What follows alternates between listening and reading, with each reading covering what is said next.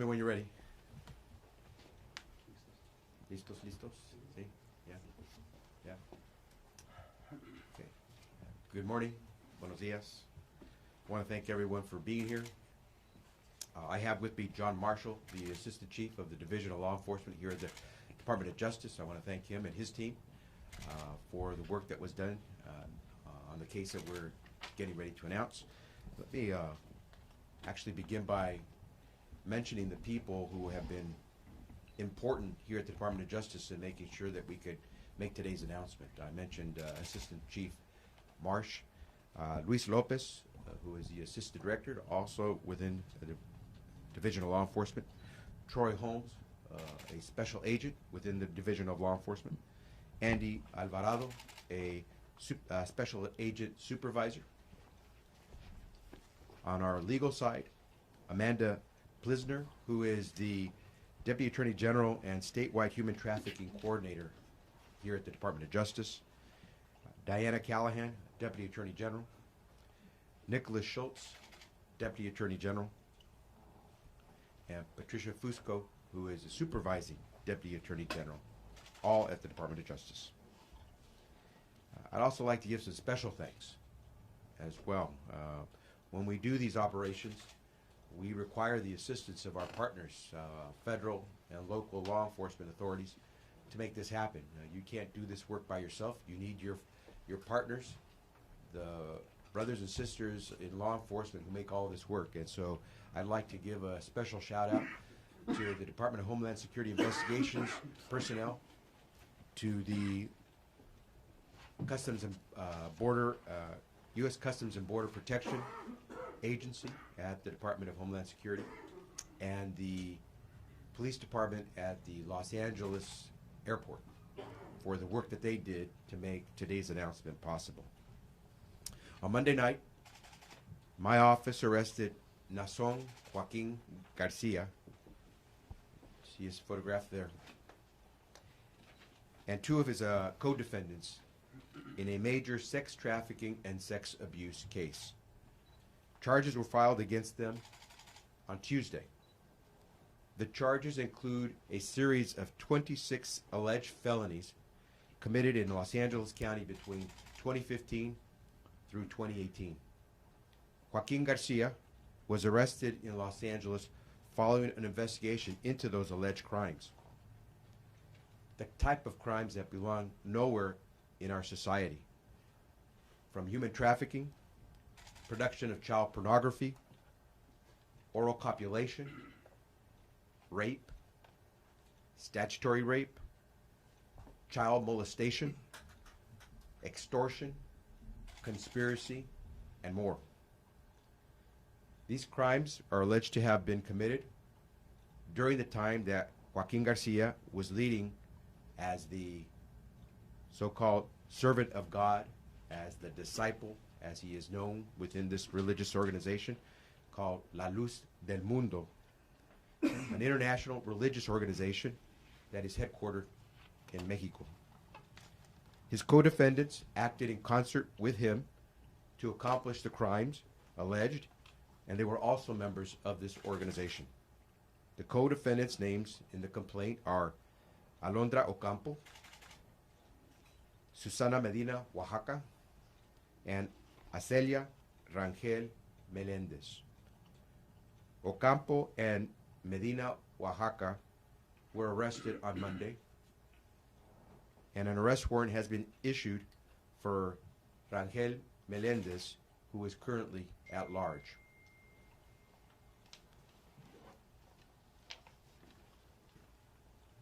I want to make an admonition here that please recognize that charges are at this point only allegations. These defendants, these four defendants, are presumed innocent unless and until proven guilty. But make no mistake, we are going to act vigorously to prosecute these individuals and bring this case to a close. Why are we going to do that? Right now, California is the center of human trafficking. We have the highest number of human trafficking cases reported in the country. There were more than 1,300 cases reported here in California in 2017 alone. And we know that there are far more than those that are reported. And that's why this case is so important. Human trafficking is among the fastest growing crimes and criminal enterprises in the world, and it is estimated to bring in some $150 billion around the world every year. This is going on in our state much more than we can prosecute it. We need to make it a priority, and here at the California Department of Justice, we do. We helped bring down the world's largest online brothel, the former Backpage.com, and we convicted its CEO. I testified back in 2017 before the U.S. Senate to push for the passage of the federal Stop Enabling Sex Traffickers Act, which became law in 2018. We have fought to protect juveniles who are victims of trafficking, bringing 54 felony charges against alleged operators of a statewide sex trafficking ring in Tulare in 2017. And in 2018, we charged operators of an organization called Rainbow Bright in the Bay Area with 59 criminal counts for alleged human trafficking, among other violations. Human trafficking changes lives. It kills. It doesn't belong on this planet. We want to, and we have to, take it on wherever it is happening. How were we able to uncover these crimes that we're announcing today? We set up a website last year for clergy abuse. That website, which is oag.ca.gov/clergy abuse, is an important site. It's been used. I want to take a moment to talk about how important that website is in these types of cases. Because that website gives those who are survivors of abuse by members of the clergy or religious organizations a direct line to the California Department of Justice. And it gives them a way to submit those reports that they want to get to us confidentially and to law enforcement. This case, which goes far beyond an incident of abuse, came through us through a tip sent in to the clergy abuse website. As you can see, if you report it, we will act on it and we will follow through. And as you can see, this has become a case that goes far beyond one individual, one clergy member, one victim, someone who was the victim of some form of abuse.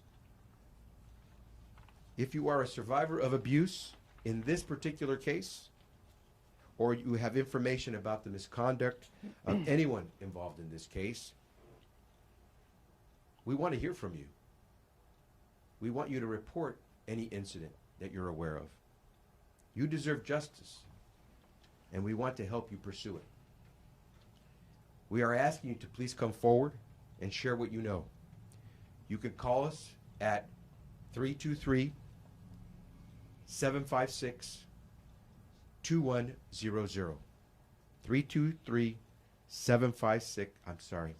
765.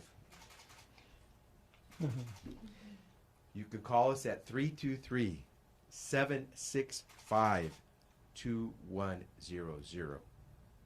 323-765-2100. Or you can file your complaint online at oag.ca.gov/LLDM. I think it's also important to point out that our office can make resources available to those who have come forward based on the needs of those individuals. We want you to know that we don't consider you defendants or perpetrators. We want you to know that we consider you victims if you've suffered some from this abuse or if you were caught in that cycle. The California Department of Justice will never turn a blind eye to sexual violence and trafficking. You are victims, and you deserve our support and our assistance. We will do everything in our power to keep our community safe. And here I want to point out two related matters that are critical to cases like this. I often get asked a question about any work that we're doing on investigations, wildfires, political abuse, criminal wrongdoing within a governmental agency. And oftentimes I have to give the response, we don't discuss our investigations. And I'm often asked, why? Are you trying to hide something? This is an example of why we do not talk about our investigations. This is a reason why we do not talk about who is providing us with tips or responding to our requests for information on these websites and hotlines. We took this information and we acted on it. And we did not discuss it with anyone because we wanted to protect the victims, who oftentimes are deadly afraid to come forward. We hope to prosecute this to the end, but we were able to succeed in finding victims who came forward because we guaranteed them confidentiality. And we hope now we'll be able to confidently assure them success in this prosecution. Final thing I want to mention is something that I hadn't talked about before. Right now, Naason Garcia is in custody and facing $50 million in bail to be able to remove himself from detention. Last year, California decided to pass a law to change the way we handle bail. Because if you are dangerous or a risk of flight, we should be able to detain you. But we should not be able to detain you simply because you don't have money to remove yourself from pre-trial detention. That would be unfair and I believe unconstitutional for Americans to be detained simply because they don't have the money in their pocket to pay for their bail. But in some cases, some individuals can pay a very high bail. My understanding is that the $50 million bail that has been imposed on Mr. Garcia is the highest bail ever imposed in LA County for any individual.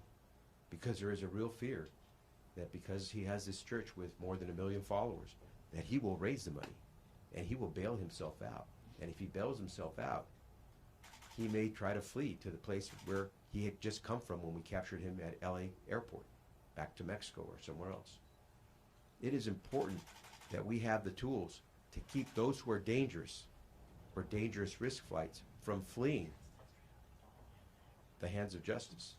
But it would not be fair to keep those Americans who are not in that either of those two categories locked up, even though they haven't gone through trial. That has nothing to do with this particular case on bail reform, but it is an important reminder of why we always have to strive to do this system of justice the best we can. And I often get asked questions about why we're trying to make it easier for folks to bail out of a system. We're not.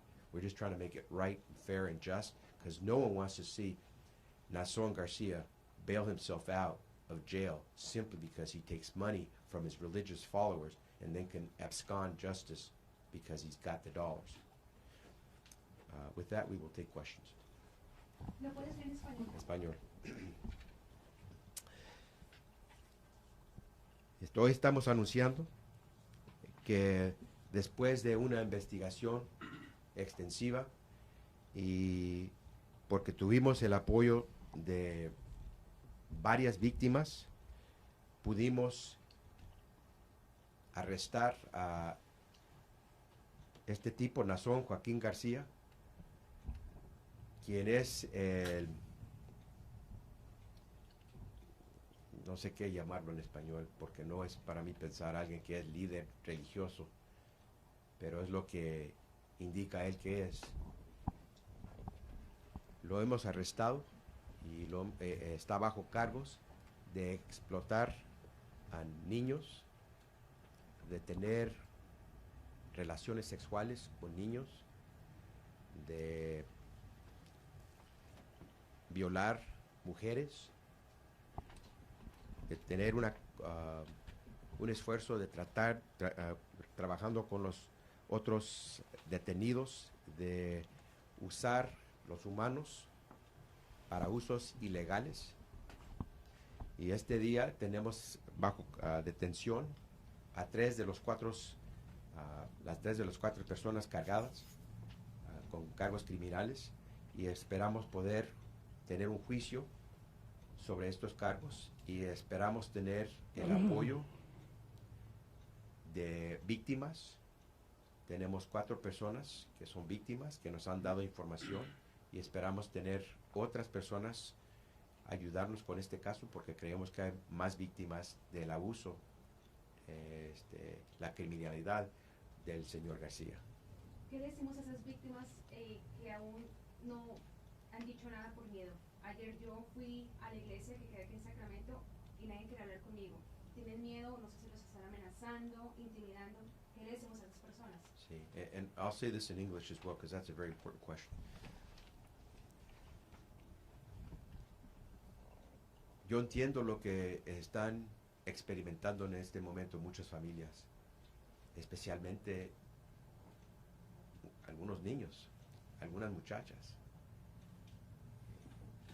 que tienen miedo, que no saben qué hacer, los padres que están confundidos, que no entienden lo que está sucediendo, especialmente si verdaderamente tienen en su fe que este señor era un discípulo de Dios. Solo les puedo decir que nosotros trabajamos solo con los hechos, la evidencia. Nosotros no podemos poner cargos contra una persona, cargos criminales contra una persona sin tener los hechos. Y tenemos los hechos para cargar a Naason Joaquin García de criminalidad que no solo no es permitido en California, pero no es permitido bajo los ojos de Dios. Y esperamos que el pueblo nos ayude, porque si verdaderamente uno tiene fe que nuestro Señor quiere darnos justicia y protegernos, por favor, ayúdenos a descubrir los acontecimientos en este caso para llevar a justicia a alguien que tal vez violó no solo las leyes de California, pero las leyes de Dios. In English, the question was, what do you say to the parishioners and members of this religious organization right now? And I would simply say, I understand that many families, many of the young girls, probably very frightened, very confused. I know this is not easy. Some of these folks depended on this religious organization, this church, for much of their support. Many of these folks are not well versed in American society, are not totally fluent, and depend quite a bit on what this organization provided to them. So I can understand the concern. I would simply say to them that no law of California, no law of humankind, and certainly no law of God would permit to occur what Naason Joaquin Garcia is alleged to have committed in this case against young girls and others. And so we hope they will come forward. We will treat them with respect. We will give them the confidentiality and the services that they require, and we'll do everything in our power to let them know that we want them to be able to have justice as we move forward in this case, and so that they can feel comfortable moving forward in their lives. Si una víctima no tiene papeles, por ejemplo, tiene miedo de hablar con las autoridades. Aquí en California, si uno es víctima de un crimen, usted tiene el derecho de salir, hablar de su caso y saber que en California nosotros no somos los que vamos a tratar de hacer algo de deportar a una persona así. Y también al mismo tiempo, bajo las leyes federales, si uno es testigo en un caso criminal, en un caso judicial, usted tiene el derecho de pedir permiso de quedarse aquí en el país, a lo menos durante la estancia del caso, y tal vez recibir una estancia más permanente por el hecho de haber sido una víctima y un testigo de un crimen. Señor Becerra, un par de preguntas. I'll try to repeat some of these in English. ¿Qué nos puede decir sobre el paradero de Arzalia Rangel? ¿Puede hablarnos sobre cuántas víctimas han hecho la acusación en contra de estas personas? ¿Y cuándo van a estar en corte nuevamente? Déjame decirles lo que les puedo decir en este momento del caso. Tenemos 4 personas bajo cargos. La investigación sigue adelante. Estamos colectando evidencia. En este momento, 3 de las personas bajo cargos están detenidos. Estamos buscando a Rangel Meléndez. Si alguien tiene información sobre dónde se puede encontrar la señorita Rangel Meléndez, por favor, les pedimos esa información. Y los cargos son similares, en muchos casos, de los cargos que hemos lanzado contra Naason Joaquín García. ¿Y dónde creen que está? Eso no lo puedo decir. Y él fue arrestado en el aeropuerto, o sea, tiene visa para entrar a los Estados Unidos. Yes, he was arrested at the airport. Yo sé que lo dijiste en inglés, pero en español para nosotros. ¿Cómo es que ustedes comenzaron la investigación? ¿En español? Sí, por favor. Esta investigación empezó porque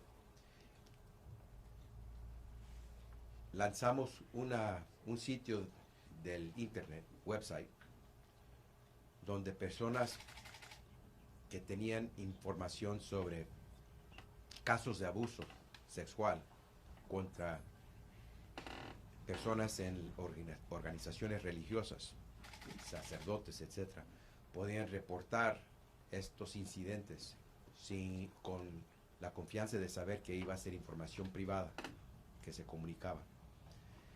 Y bajo esa website recibimos información que por medio de esta investigación pudimos determinar que era creíble, que había información, evidencia que podía comprobar la criminalidad de Naason Joaquín García y varios miembros de su organización religiosa. Por medio de ese website hemos colectado información que ha brindado personas de California sobre casos de abuso. ¿Nos podría decir si García tiene residencia permanente en los Estados Unidos? ¿Es una visa lo que tiene él? ¿Cuál es su estado? Te tendría que proveer esa información, no estoy seguro. Pero iba entrando bajo visa, creo. Okay. Pero no quiero ser incorrecto. Do we know if he was coming in under a visa, Garcia, when he came in? We'll have to find that out. Attorney General, Yes. Can you talk about what was it that came up through the warrants that prompted the increase in bail, and also can you talk a little bit about how these victims were trafficked? Were these people from Los Angeles? Are the victims from California, from Mexico, from elsewhere? So we have a great apprehension that Mr. Garcia will raise the money to get a bond to bail himself out. And we have provided with the court information to back up that credible fear we have that he could bail himself out. The bail, you should know, started at $25 million. It was increased to $50 million. That's what I mean. Was there anything in particular that came out through the warrants that led to? Again, there is information that we have provided the court. The court has to base its bail determinations on information it's getting, credible information. We believe that we have provided very credible information to substantiate our concern that he would try to flee, not just California, but the U.S. if he were to bail himself out. The other question was As the to the victims. victims, are they how were they trafficked? Are they from Los Angeles, from Mexico, from elsewhere? This is a case where the 4 victims are from LA County, in the LA County area. They were essentially part of the organization. They were parishioners, if you wish to call them that. This is a pretty large organization. I hesitate to call it a church, a mega church, and it has a lot of followers. And these are, some people would probably call this a case of brainwashing or where these families are influenced. But we have victims where we have solid evidence of activity that amounts to the crimes that I indicated. And we're hoping that others will come forward as well. And if I may, one more. The defense said yesterday that this is a case closer to what they would call statutory rape, but these were victims who were teens. He wasn't a stranger to them. What's your response to that? He's sick. I don't care what he calls it. He committed crimes. We're going to prove it. You don't do that to children. You don't do that to adults. You can't hide behind some religious veil. You can't act like this is something that people do all the time. Sick. Sí. Hasta ahorita se sabe cuántas víctimas hay y estas víctimas, bueno, vaya, básicamente lo que acaba de responder, de dónde son la mayoría de estas víctimas. Las víctimas que nos han ayudado a colectar evidencia vienen del condado de Los Ángeles, son miembros de la organización o son hijos de miembros de la organización. ¿Cuál fue la primera pregunta? ¿Se sabe hasta ahorita cuántas víctimas hay? Sí. ¿Quién sabe? ¿Quién sabe cuántas víctimas hay? Ojalá más gente, más familias, más víctimas deciden ponerse en contacto con nosotros. No sabemos, pero esperamos que cualquier persona que tiene información se pone en contacto con nosotros para poder avanzar este caso. Señor Becerra, usted señaló algo muy importante que me gustaría que lo mencionara también, sobre el hecho que él, siendo un líder religioso, aprovecha su puesto como líder religioso para aprovecharse de estas personas que son menores de edad. Y usted comentó al respecto. Por favor, nuevamente, si lo puede hacer en español, sobre la actividad de ese señor bajo el velo de un líder religioso.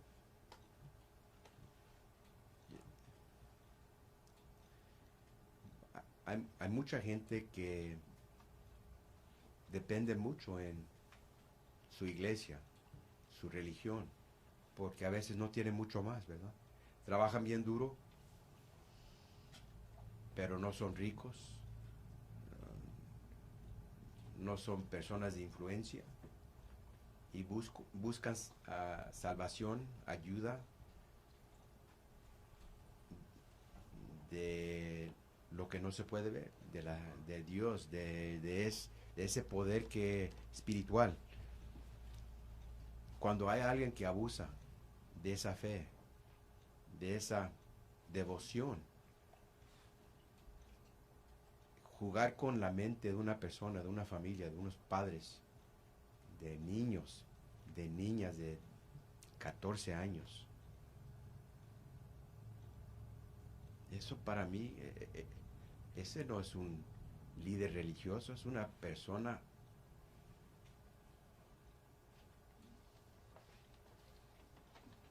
how do you say sick in Spanish? Enfermo. Pero más que enfermo, esto no es ser enfermo, esto es demented. ¿Cómo se dice? Demente. ¿Dementado? Demente. Demente, es persona demente, para mí pensar.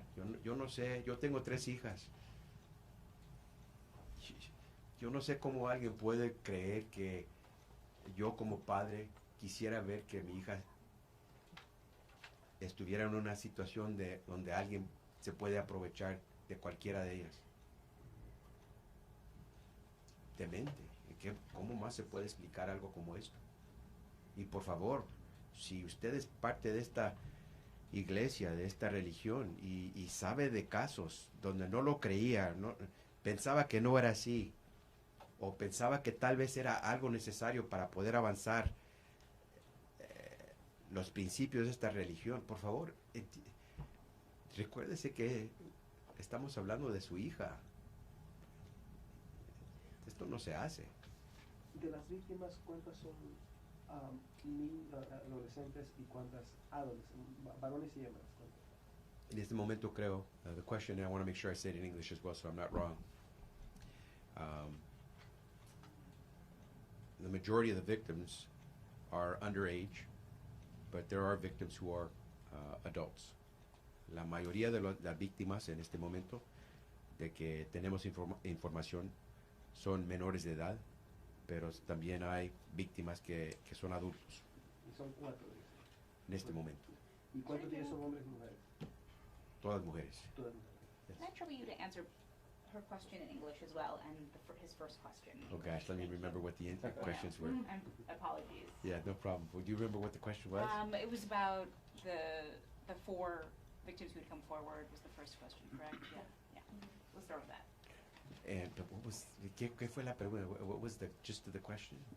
Fue básicamente sobre lo de las víctimas.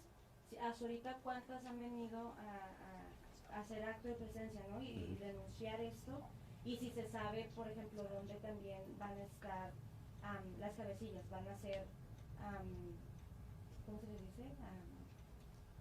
Se les van a castigar aquí, o sea, en Los Ángeles. Yeah. So right now we were fortunate to have 4 victims come forward, 3 minors, 1 adult, all from LA County, all members of this organization, or at least children of members of the organization.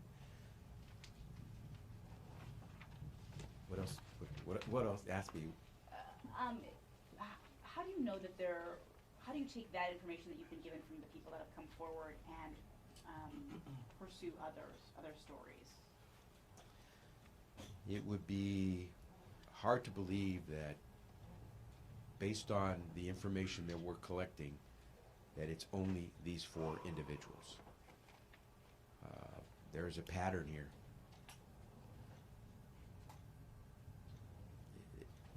As I said, it's sick, and it's hard to believe it was just these 4. Did I understand correctly, though, that it's unclear how many victims there may be? You probably, maybe we don't understand how tough it is to come forward in a case like this if you're a victim, especially if you're a young girl and you're not on your own. You don't call the shots. You don't get to decide where you go once you come out and identify this stuff. It's we're hoping folks will come forward, and we worked this case as confidentially as we could, so we would give victims a chance to believe that they could come forward. But here's the difficult part about this. This is just one case. We know this is going on. I wish California would focus more on human trafficking, whether it's sex or labor trafficking.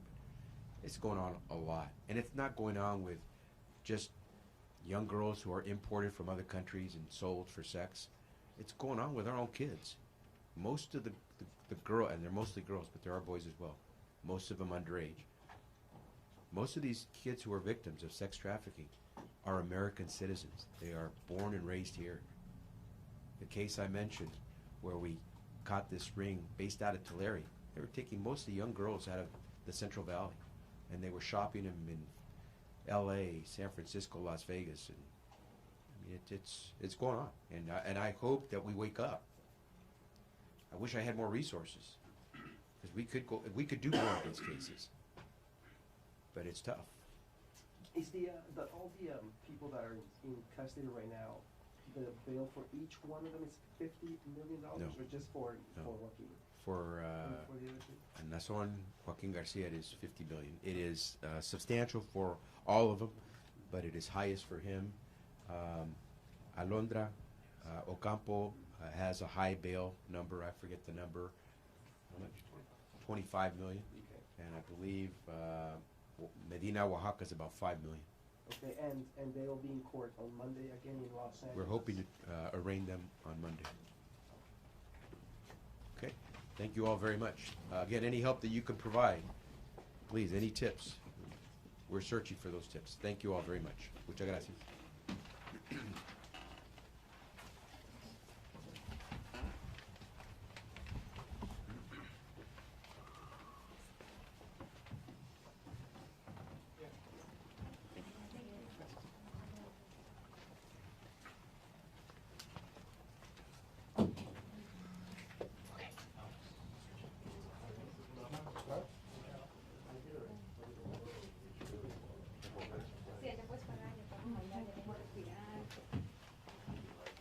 Huh?